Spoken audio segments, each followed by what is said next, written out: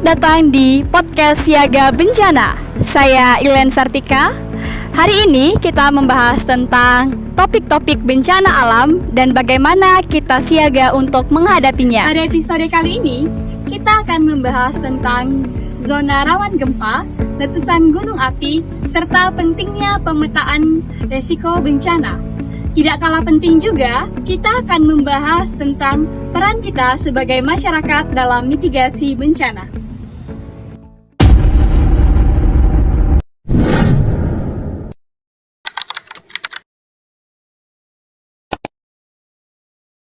Pertama, mari kita bicara tentang gempa bumi. Mengapa wilayah tertentu di Indonesia sangat rawan dengan bencana gempa bumi?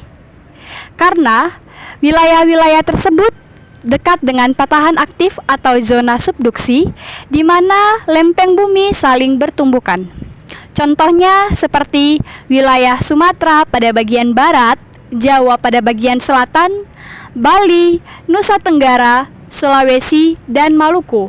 Itu adalah contoh-contoh daerah yang sering dilanda gempa bumi.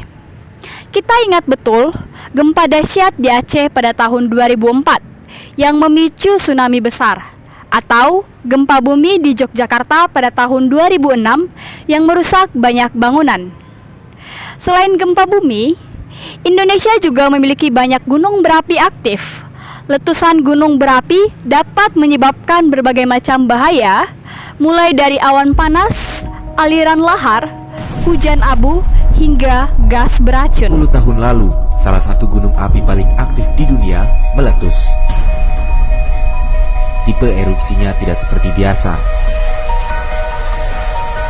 Semburan material letusan tersebar ke berbagai arah. Suara gemuruhnya terdengar hingga sejauh 50 km. Belum lagi, hujan abu terbang sampai wilayah Bogor, Jawa Barat.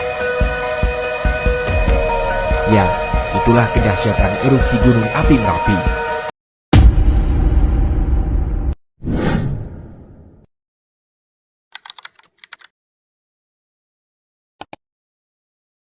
Setelah memahami zona rawan, langkah selanjutnya adalah pemetaan risiko bencana.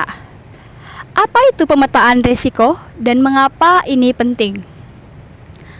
Pemetaan risiko adalah proses mengidentifikasi dan memetakan area-area yang paling rentan terhadap bencana.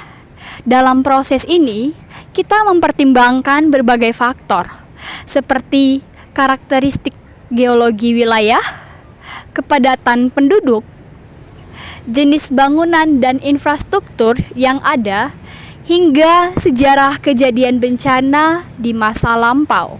Hasil dari pemetaan risiko adalah peta yang menunjukkan tingkat kerentanan suatu wilayah terhadap bencana.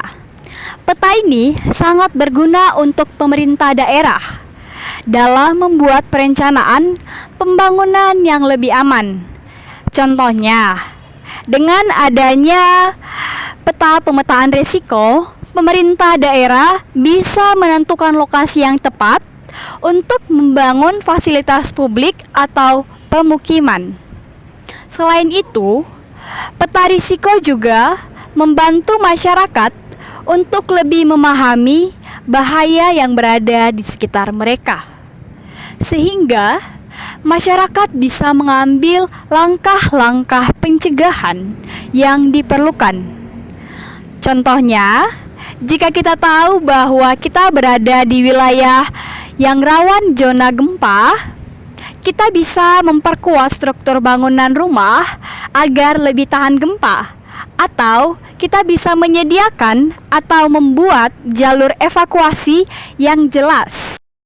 Pemetaan risiko adalah investasi jangka panjang untuk masa depan. Ini berguna untuk mengurangi dampak bencana. Dengan informasi yang akurat serta mudah diakses, kita bisa membuat keputusan yang lebih baik dan melindungi diri kita serta keluarga kita masing-masing.